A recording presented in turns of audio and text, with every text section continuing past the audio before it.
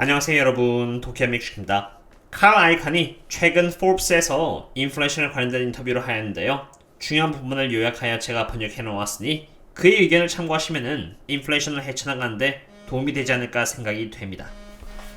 Please welcome Carl Icahn, Chairman, Icahn Enterprises. I think we have a major problem, and I can go into it more if you want me to. I mean, why we do. Yeah, please, of course. We're trapped with this inflation. Inflation is a terrible thing. It's what brings down hegemonies. And once you have it, it's almost like being drug dependent, you know, and it's very hard to get rid of it once it starts. I mean, I remember the 70s, but it takes down countries, it takes down hegemonies. And I think Powell is very right to do anything he can to stop this inflation that's coming on. And the real surprising thing is that you haven't had it before, because for the last years, we've been just printing up money and just giving it out. And one of the major problems is, I think, and nobody's blamed them, but it's corporate America. It's the CEOs, rubber stamp boards, and the money has been very cheap. So they've been able to borrow money very cheaply, but instead of putting it back into production, they've taken that money, borrowed more and more, and bought stocks at very high valuations. And now it's time to pay the price of that. So you'll have more and more debt coming due or interest rates to pay at higher prices.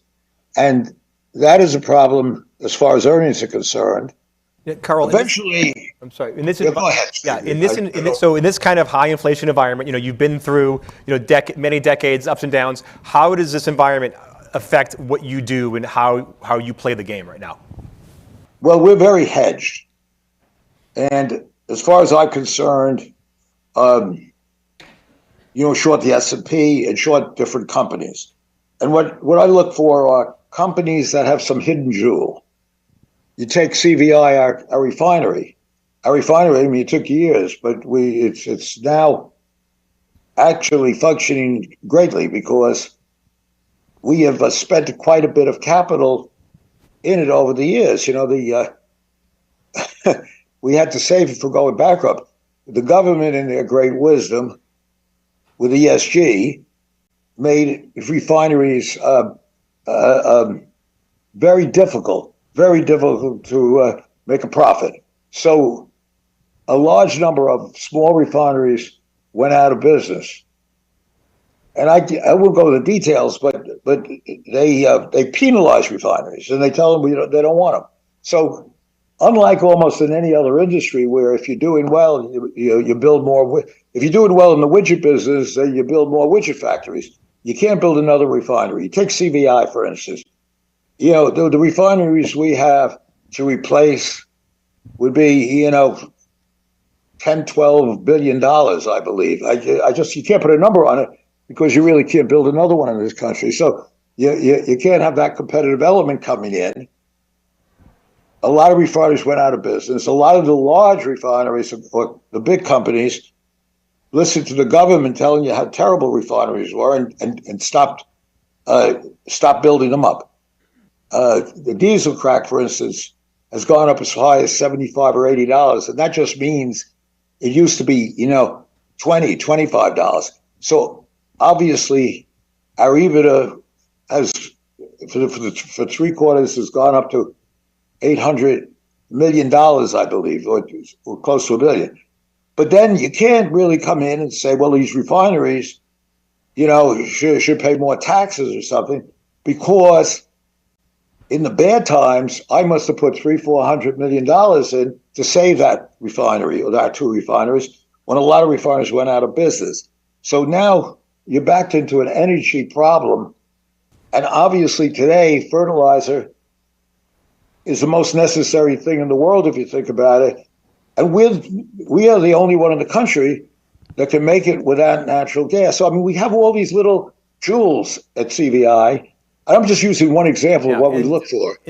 I got into Princeton, and I came from middle class background from a sort of bad high school, but I made friends with a couple of the wealthier guys, and as a freshman, and one of them invited me to dinner with his father. His father came up to see him, and his father was a big deal on Wall Street, sort of very well thought of, really very respected. And we were sitting there, and he looked at me and said, you have some promise, business, because I asked him a couple of questions about, Wall Street a little bit. And he says, one thing I'm going to give you, one bit of advice. Just remember this. Hey, remember this, kid. He was a nice guy. Remember this, kid. If you ever get into Wall Street and this business, follow one rule. And I'm not joking. This is what he said. Never fight the Fed. And I've learned that. So I will tell them my advice is this Fed and Powell, I listen to him. And he's a serious guy. And he's going to be, there's none of this stuff. All these guys are saying, oh, they're going to pivot and they should pivot and this and that.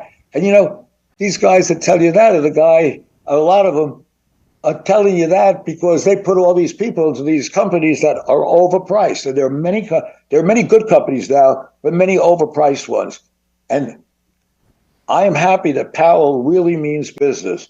And I really think he does, because you must get rid of this inflation. And that's the worst thing an economy can have. But all these people that are telling you he should pivot, you know what it is? It's like telling a drug addict. Let's say your kid's a drug addict, and telling him, okay, you took enough, you stopped drinking enough now. Okay, go have a good time again. Well, you can't do that, right? You have to get rid of the goddamn problem you got. And that's what we need to do here. And don't fool yourself. There's going to be a lot more headaches, I think, before we get out of this mess we're in, because you can't have the Fed, even if they want to. Over the last 20 or 30 years, the Fed was able to come in and save you and save the market, or they go into this taper tantrum. But they can't do it now, because right now, even if they wanted to, you can't keep printing up money, because it's going to just throw gasoline on the flames of inflation. So I think this is what you got to understand. However, there's some very good companies out there, and and if you're willing to buy them and have the patience, I think you'll look back at 5 years or something, or less than 4 years, and see that they were great buys. But right now, I think they're very far and few between. 지금까지 워렌 버핏의 버금가는 전설의 투자자인 칼아이칸의 인플레이션에 대한 견해를 들어보았습니다. 그리고 제가 집중적으로 투자하고 있는 에너지 트랜스퍼 또한 그렇게 다르진 않습니다. 그리고 멤버십 분들과 함께 투자하고 있는 이러한 에너지 기업들 또한 같은 시나리오인 것입니다.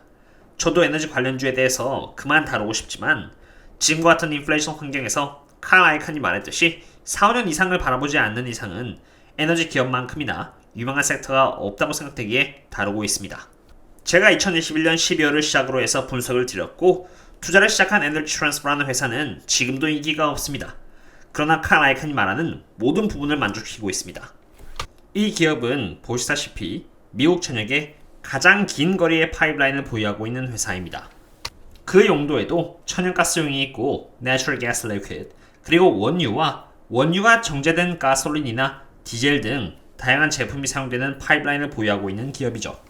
그런데 문제는 전 세계적으로 추구하고 있는 ESG라는 정책으로 인해서 파이프라인을 설치하는 것이 너무나도 어려워졌고 이제는 거의 불가능에 가까워졌습니다. 게다가 너무나도 많은 에너지 기업들이 친환경 정책으로 인해서 2020년만 해도 100여 개가 부도가 나버렸습니다. 칼아이칸이 말했던 정제수처럼 말이죠. 조그마한 에너지 기업들은 정부의 친환경 정책으로 인해서 대부분 몰살당해버렸기 때문에 이제 남은 기업들이 에너지 공급을 책임져야 하고, 오랜 기간 동안 힘든 기간을 견뎌온 에너지 기업들은 경쟁사가 크게 줄어들기 때문에 그 수익을 고스란히 얻을 수 있게 되었습니다. 그 이후로 에너지 트랜스퍼는 가이던스를 2022년만 해도 3번이나 상향 조절하였고, 사실 가이던스를 3번 조절한 기업은 찾아볼 수가 거의 없을 정도입니다. 그리고 에너지 트랜스퍼는 부채를 줄이는 데 최선을 다하고 있는 기업입니다. 대부분의 에너지 기업들이 부채를 줄이는 데 집중하고 있는데, 사실 부채를 줄인다는 것은 단순히 부채라는 개념보다 훨씬 많은 것들을 내포하고 있습니다. 일반적으로 기업은 잉여 자금을 의미하는 프리 캐시플로우가 남으면 투자를 합니다. 칼아이칸이 말했던 것처럼 일반적으로 사업이 잘 되면 더 사업이 잘 되게끔 하기 위해서 투자를 하는 것이죠. 그러나 지금의 에너지 기업들은 다릅니다. 정부의 꾸준한 친환경 정책 압박으로 인해서 많은 에너지 기업들이 몰살당했고 살아있는 기업들 입장에서는 투자를 하기도 좋은 환경이 아닌지라 투자를 할 수가 없는 것입니다.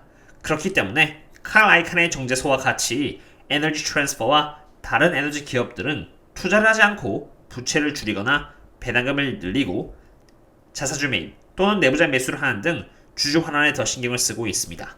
에너지 트랜스퍼는 멤버십 분들께 제가 일전에 말씀을 드렸던 것처럼 실제로 배당을 15%나 늘렸고 앞으로도 한 번 더 배당을 늘리고자 하고 있으며 부채를 줄이려고 노력하고 있습니다. 하지만 이게 다가 아닙니다. 에너지 트랜스퍼가 부채를 줄이고자 하는 이유는 여기 크레딧 레이팅을 더 높게 받기 위함인데 Debt to EBITDA 부채 비율을 4에서 4.5 사이로 맞춤으로써 이미 그 조건을 달성하였습니다. 실제로 이번 어닝콜에서 브라이언 레이널드라는 애널리스트는 크레딧 레이팅이 업그레이드가 되면은 금융적인 부분에 있어서 혜택을 받게 되는 것으로 알고 있는데 이것에 대해서 의견을 달라고 했습니다. 애널리스트들도 굉장히 관심을 두고 있는 부분인 것입니다. 그리고 이것에 대해서 코-CEO인 텀 롱은 4에서 4.5의 부채 비율이 타겟이며 4 초반을 가게 되면은 업그레이드를 받을 수 있을 것이라고 합니다. 그리고 이것은 굉장히 중요한 것이라고 하네요. 게다가 세계 크레딧 에이전시와의 대화 또한 매우 진전적으로 되고 있다고 합니다. 지금의 에너지 트랜스퍼는 아까 말씀드린 것처럼 여전히 상승할 수 있는 이슈들이 존재합니다. 그리고 저는 매번 이러한 이슈들의 가능성과 기업의 실적 그리고 그들의 동향을 체크하면서 여기 멤버십 분들 상으로 텔레그램에서 업데이트를 해드리고 있는데요. 혹시라도 저희들과 함께 안전하게 장기 투자를 하고 싶으시다면 언제든지 영상 아래 가입 버튼을 통해서 조인해주시면 되겠고요. 에너지 트랜스퍼에 대한 분석 역시 과거의 로키드 마틴과 옥션탈 때처럼 주가가 충분히 올라 고평가 영역에 올라간다면 많은 대중들을 대상으로 분석을 드리는 것은 고평가에 물리게끔 하는 원인이 될 수가 있기 때문에 오로지 보유자분들 대상으로 여기 텔레그램을 통해서 추가적인 매수 또는 수익 실현 등에 대한 분석을 드리려고 합니다. 오늘의 분석은 여기까지 하도록 하겠고요. 그럼 다음에 또 다른 분석을 통해서 찾아뵙도록 하겠습니다. 다들 안전한 투자 됐으면 좋겠습니다. 그럼 다음에 또 만나요. See you later.